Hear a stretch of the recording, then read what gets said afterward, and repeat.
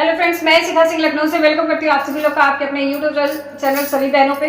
तो आज आप लोग के बीच में हाजिर है सबसे धमाकेदार गारी गीत लेकर के, जो कि स्पेशल ये भसुर के लिए है। मंडप गारी गीत भसुर और जेठ। हाँ, कुछ जगह में भसुर बोलते हैं, कुछ जगह पे जेठ हाँ, तो बोलते हैं। हमारे यहाँ भसुर भी बोलते हैं, जेठ भी बोलते हैं। आप लोग क्या क्या बोलते हैं कमेंट बॉक्स में बताइएगा। क्या बोलते हैं और आज स्पेशल भसुर जी के लिए, जेठ जी के लिए गारी गीत लेके हाजिर हैं। फ्रेंड्स, आप लोग को कैसा लगेगा कमेंट बॉक्स में जरूर बताइएगा। और मेरी रिक्वेस्ट आप सभी लोगों से, आप लोग अपना प्यार दुलार आशीर्वाद हम लोग को जरूर दीजिएगा फ्रेंड्स। तो गीत सुनिए और आनंद लीजिए। अपनी राय कमेंट बॉक्स में जरूर शेयर कीजिएगा। फ्रेंड्स से बोलिए जय माता दी। मड़वा में आइए भसुर करके भीम सारे जी लोढ़ा लइके पूछब मुहवा तोहार जी लोढ़ा लइके पूछब मुहवा तोहार जी। मड़वा में आइए भसुर करके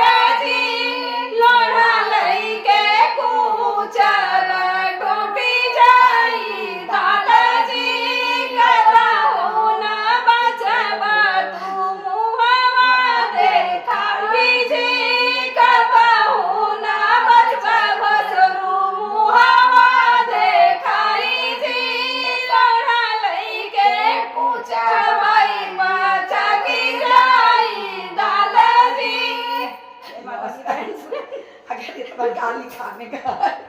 तो भसुर मड़वे में आ तभी गए। मंडप में आइएगा और तभी किसी की बहन बेटियों को देखिएगा। तो आप लोग ईमानदारी से आए, ईमानदारी से जाए।